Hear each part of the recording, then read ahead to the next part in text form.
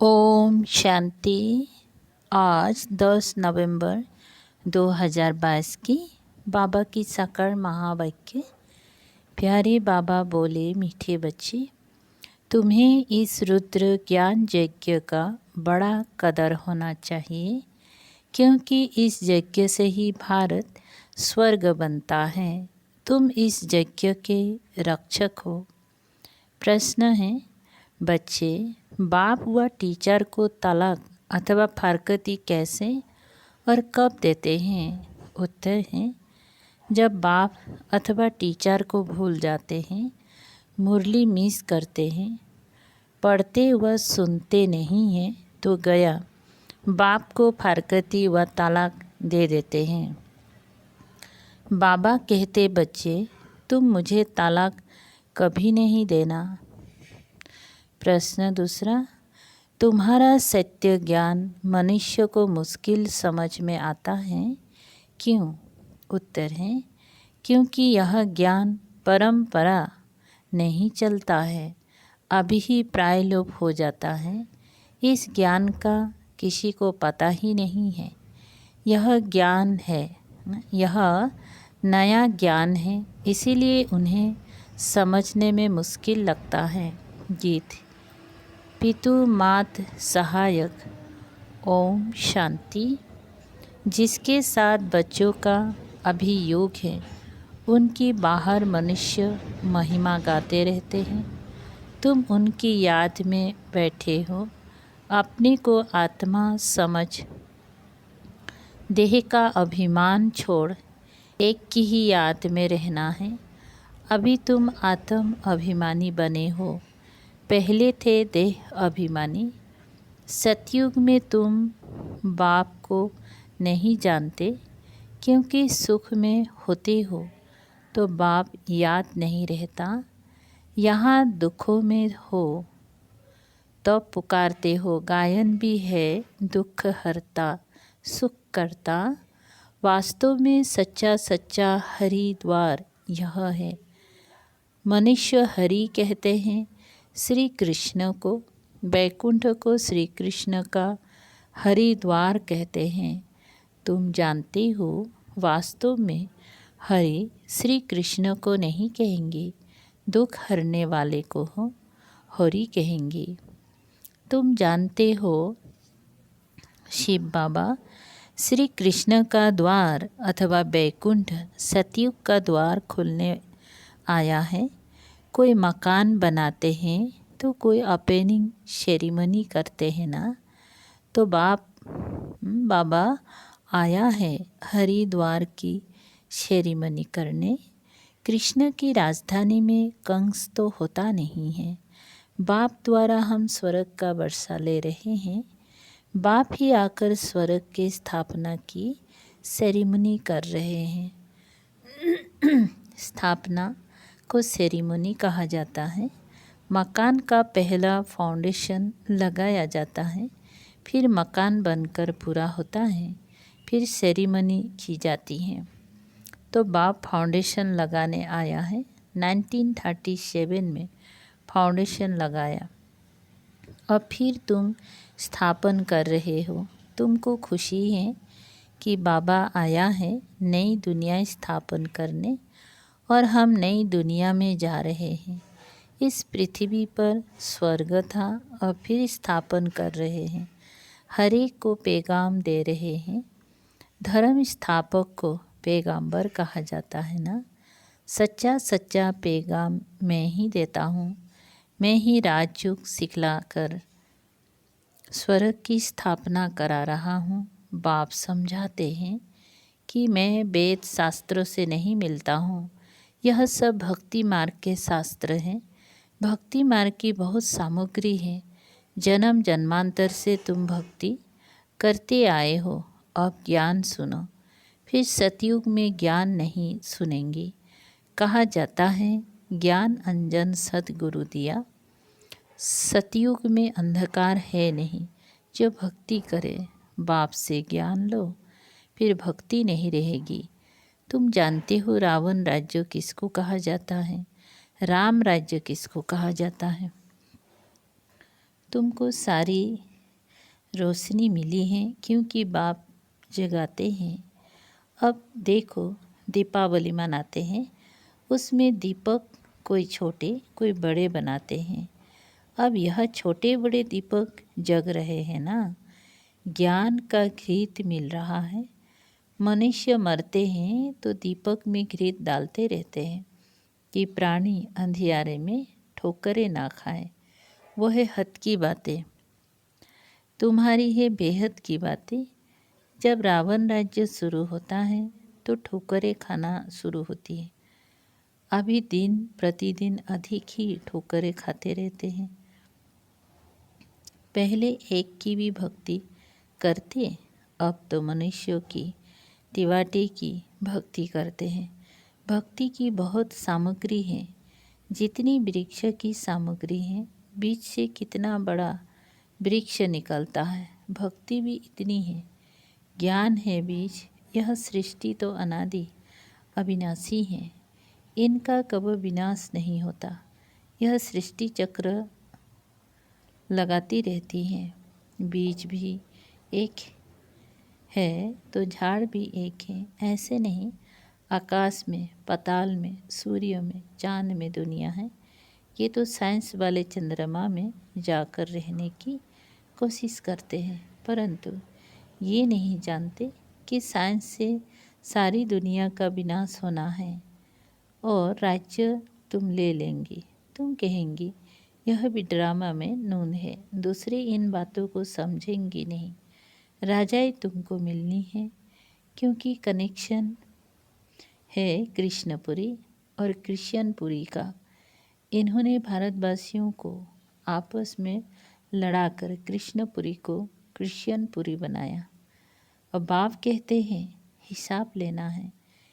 इनको आपस में लड़ाकर माखन तुमको देते हैं अथवा तुमको विश्व का मालिक बनाते हैं। ये आपस में लड़ेंगे ज़रूर। वो समझते हैं हम पहलवान, वो कहते हैं हम पहलवान, हम जीतेंगे, लेकिन सबसे पहलवान तो तुम निकल पड़े हो। जीत तुम्हारी होनी है। महावीर और महावीरिणी कहा जाता है। बाप कहते हैं माया के तूफान तो आएंगे, परंतु कर्म में नहीं आना। युग बल से स्थापना हो रही है और बाहुबल से विनाश हो रहा है। उठते बैठते चलते फिरते बाप को याद करना है। इसको कहा जाता है योग बल। फिर ज्ञान बल कहा जाता है। ज्ञान बल क्यों कहा जाता है? क्योंकि शास्त्र में बल नहीं है, उनसे कोई को मुक्ति, जीवन मुक्ति नहीं मिल सकती, इसीलिए उनको ज्ञान नहीं कहा जाता। भक्ति के शास्त्र कहेंगे, ज्ञान का कोई शास्त्र होता नहीं। अब जो राम के पुस्तक बने हैं, वह जो भी शास्त्र आदि हैं, सब लड़ाई में ख़त्म हो जाएंगे। झूठी गीता, सच्ची गीता सब खत्म हो जाएंगे, क्योंकि सद्गति मिल जाती है, सब कामनाएं पूरी हो जाती हैं, कोई कामना रहेगी नहीं। अब तुम 84 के चक्र को जानते हो। तुम अभी बेअंत नहीं कहेंगे। बेअंत कहते हैं नास्तिक, कहते हैं गॉड फादर, परंतु नाम रूप देश काल कर्तव्य को नहीं जानते। तुम उनके नई दुनिया की स्थापना, पतितों को पावन करने की कर्तव्य को जान गए हो। मनुष्य तो रावण को जलाते हैं, तुमको तो अब हंसी आती है। जन्म जन्मांतर तुम भी रावण को जलाते थे। अभी तो रावण राज्य का विनाश होना है। फिर आती है दीपावली, वहाँ घोर सोझरा है, उसको राम राज्य कहते हैं। कहते तो सब है कि राम राज्य चाहिए, परंतु राम राज्य को जानते नहीं। अभी तुमको ज्ञान मिल रहा है और रावण राज्य ट्रांसफर होना है राम राज्य में। उससे पहले तुम जाएंगी रुद्रमाला में। और यह जो इस्लामी बौद्धियों की आत्माएं हैं, वह आधा कल्प मुक्ति में रहेंगी। जब हमारी सतयुग की प्रारब्ध पूरी होगी, तब भक्ति शुरू होगी। फिर द्वापर को रावण राज्य कहा जाता है, क्योंकि अपने देवता धर्म को भूल गए हैं। ये होना है जरूर। मिसाल बढ़ के झटका देते हैं। बच्चे जानते हैं कि आदि सनातन देवी देवता धर्म का फाउंडेशन प्रायलुप हो चुका है। सब धर्म भ्रष्ट कर्म भ्रष्ट हो गए हैं। जब देवी देवता धर्म स्थापन हो तब ये धर्म विनाश हो जाए। कहते भी अनेक अधर्म विनाश, एक सत धर्म की स्थापना हो। यहाँ वर्षा पाने का तुम पुरुषार्थ कर रहे हो। जो धारणा करेंगे कराएंगे वह ऊंच पद पाएंगे। बाबा कहते हैं मुख्य बात जरूर धारण करो कि हम को निराकार बाप पढ़ाते हैं, श्री कृष्ण नहीं पढ़ाते हैं। चित्र भी बनाया है, एक तरफ श्री कृष्ण का चित्र, दूसरी तरफ शिव का। पूछना है अब बताओ गीता का भगवान कौन है?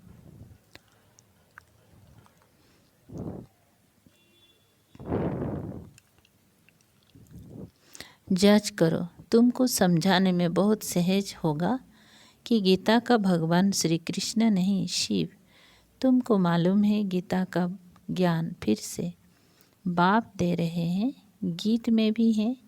गीता का ज्ञान फिर से सुनाना पड़े।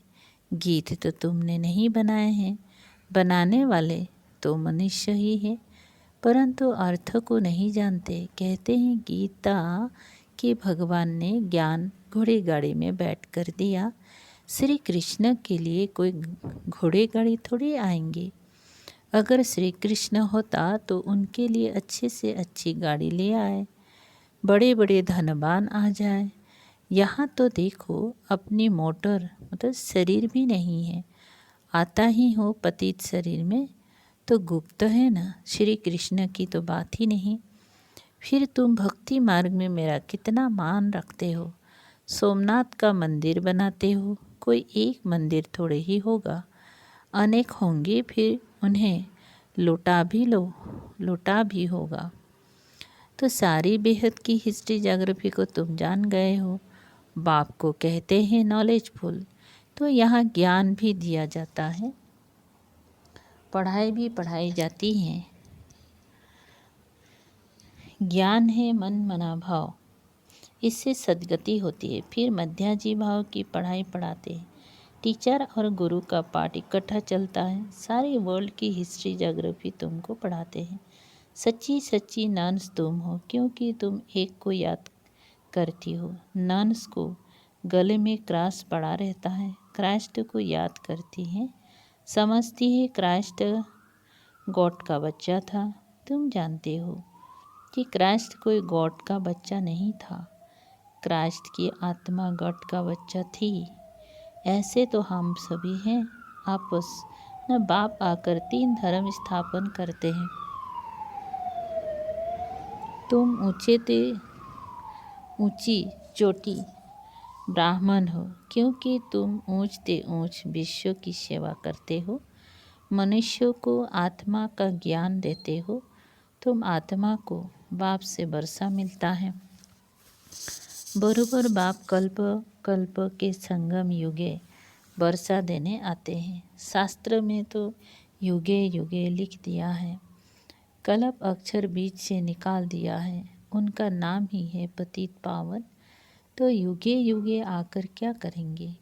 कल्प में एक बार आकर पावन बनाकर चले जाते हैं। तो बाबा कहते हैं मुझे तलाक मत देना। आजकल स्त्रियां पति को तलाक दे देती हैं, वैसे हिंदू नारी पति को कभी तलाक नहीं देती थी। तुमको मुरली सुननी है ज़रूर। मुरली नहीं सुनते हो तो गया बाप टीचर को भूल जाते हो। ये भी जैसे तलाक हो गया। तुमको भी कितना अटेंशन देना है। अब नापास होंगी तो कल्प कल्पांतर नापास होंगी। अंत में सबको मालूम पड़ जाएगा कि किस किस ने कितनी पढ़ाई पढ़ी थी। सब कहते हैं शांति चाहिए, गया मुक्ति चाहते हैं। कहते हैं कि दुख में सिमरन सब करे तो आधा कल्प सुख और आधा कल्प दुख। सुख दुख का खेल भारत पर ही है। तुम तो कहेंगे हम ही देवता हम ही क्षत्रिय, तो हम सो का अर्थ भी तो कोई नहीं जानते। तो बाबा कहते हैं मन मना भाव मध्याजी भाव, खुद धारण कर औरों को धारण कराए, वो तो ओहो सौभाग्य। याद से ही विक्रम विनाश होंगी, कहाँ गंगा में स्नान करना, कहाँ युग में रहे पावन बनना।